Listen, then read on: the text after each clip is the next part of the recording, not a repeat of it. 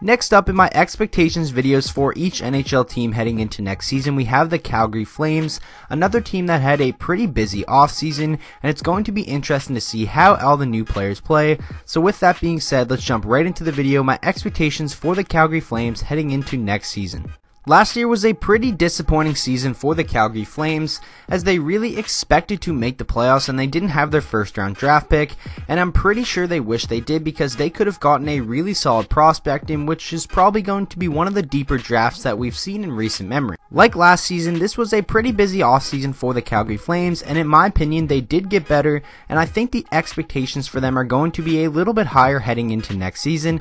They finished last year with a record of 37, 35, and 10 for 84 points, 5th in the Pacific Division, but teams in the Pacific seem to have been getting a little bit worse ahead of them, and I think Calgary is trending in the right direction. Their leading point scorer was Johnny Gaudreau with 84 points. He is obviously the engine of this team. They go however far he takes them. He is the best player, he is their star, and I think he has a good chance to win the Hart Trophy if this team does get into the postseason next year.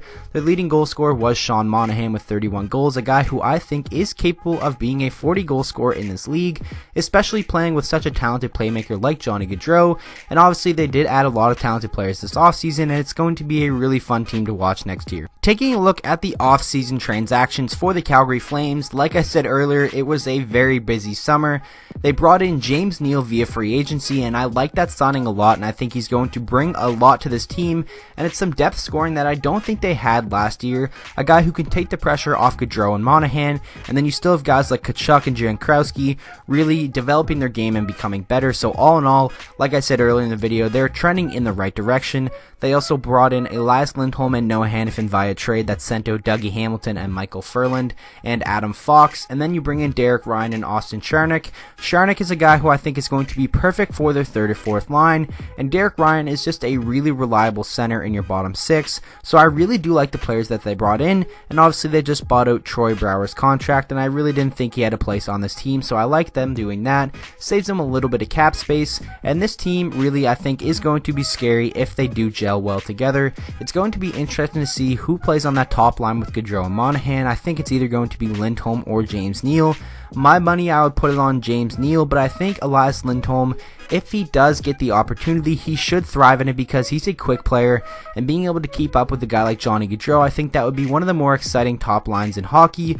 But like I said, a pretty good offseason for the Calgary Flames in my opinion. I definitely think they got better from the end of the season till now. Now taking a look at my lineup predictions for the Calgary Flames.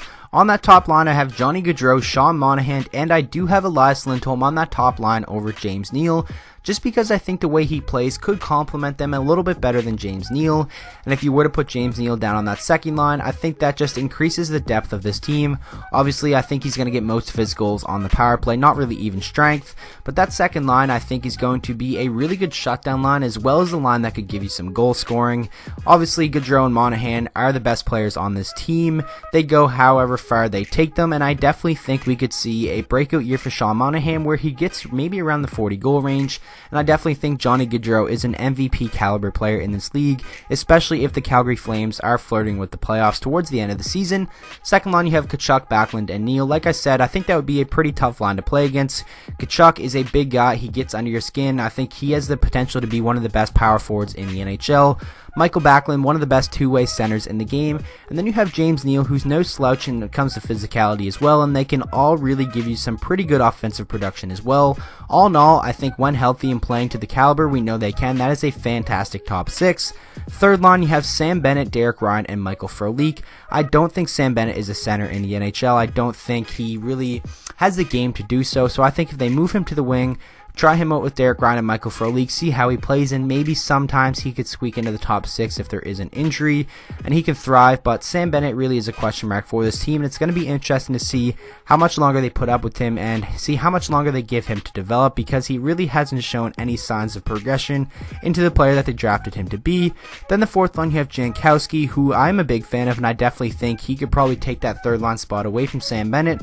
And if that is the case, and Jankowski is able to take that spot away from Sam Sam Bennett, I think Bennett's days as a Calgary Flame could be coming to an end, and we could see him moved out as soon as the trade deadline next season, because in my opinion, he's not really a guy who can benefit you in your bottom 6, and I'm not sure if he really is going to be a top 6 NHL player anywhere in the league. But then you have Sharnik, who I'm a big fan of. I liked him in Boston, and I think that is a perfect center for your first line.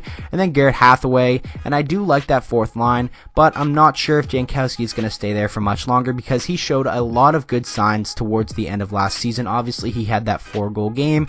And then you still have Curtis Lazar, who potentially could even take that spot away from Sam Bennett, because I really do think Sam Bennett is skating on thin ice, and they don't really have too much patience for him any longer, and his time in Calgary, like I said, could be coming to an end. But all in all, a really deep forward group, and it certainly is looking a lot better than it was at the end of the season, and I'm very excited to see how they play, because this is a team who I do have pretty high expectations for.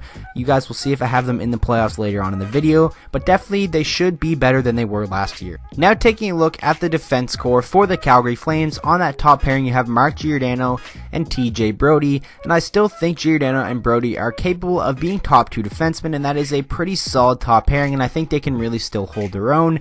And then on the second pairing you have Noah Hanifin and Travis Hamonic, and I think it really is only a matter of time before Noah Hanifin molds into that superstar defenseman, maybe not superstar but all-star caliber guy who puts up more points than he has in previous seasons, and maybe move up to that top pairing with either Mark Giordano or TJ Brodie. But all in all, I think that is a really solid top 4. And then you have Kulak and Stone. I'm a fan of Stone. I think he's the perfect guy to play on your bottom pairing. So all in all, a pretty solid top 6. I would say it is maybe a little bit of a above average top 4, but as a whole I think it's just an average blue line that really can get the job done. And then in goal is kind of where the question mark is for this team, and you can say that for a lot of teams that are kind of on the fringe of making the playoffs. Goaltending is an issue for a lot of teams in this league. You have Mike Smith and John Gillies. Obviously, I don't think John Gillies worked out last season, and if Mike Smith doesn't stay healthy, I think it could be another long season for the Calgary Flames, and we could see them right back in the position they are right now next summer. But hopefully for their sake, Mike Smith does stay healthy. He is getting up there in age, but I still think when playing like we know he can, he is still a top goaltender. And John Gillies, if he doesn't have to play too many games, I still think should be able to hold his own. So all in all, it is a pretty solid D-core, and the goaltending should be able to hold their own as well if they are to stay healthy.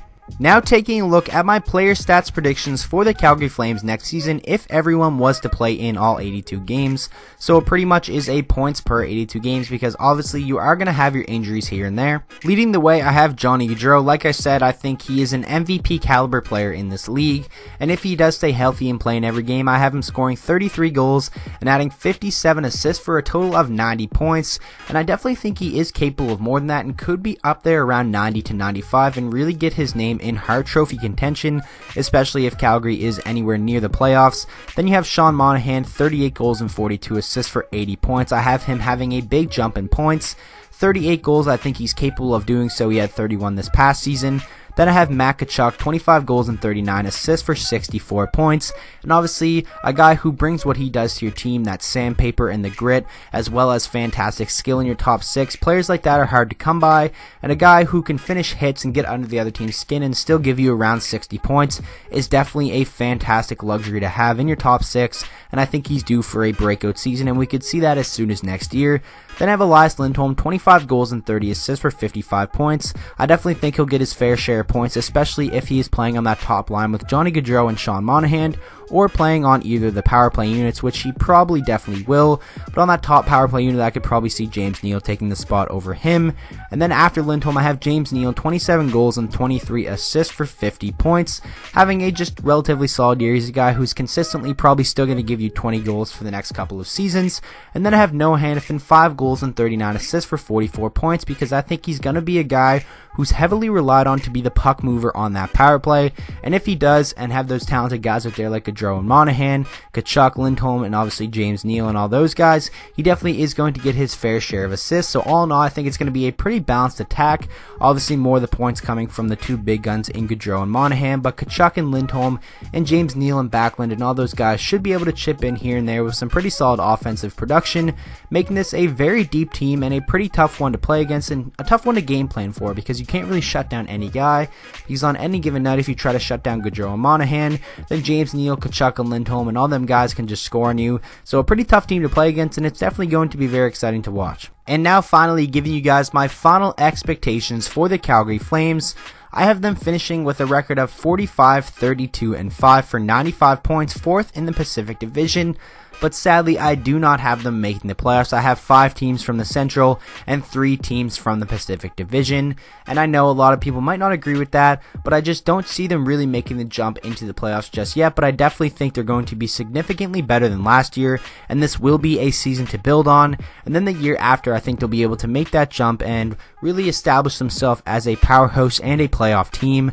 Leading point scorer, I have Gaudreau with 90 points. Leading goal scorer, I have Monahan with 38. You guys seen that in the player stats predictions. But all in all, it should be an exciting team to watch, and they definitely could prove me wrong, and they easily have the talent to make the playoffs. So that is going to wrap up this video. I really hope you guys did enjoy, and make sure you let me know down in the comment section, what are your expectations for the Calgary Flames next season? What do you think they can accomplish, and will they make the playoffs? Who will be their leading goal scorer, and all that type stuff. So with that being said, I hope you enjoyed the video. If you did, please make sure to drop a like on it and subscribe to the channel for daily NHL content, and I'll see you guys all in the next video.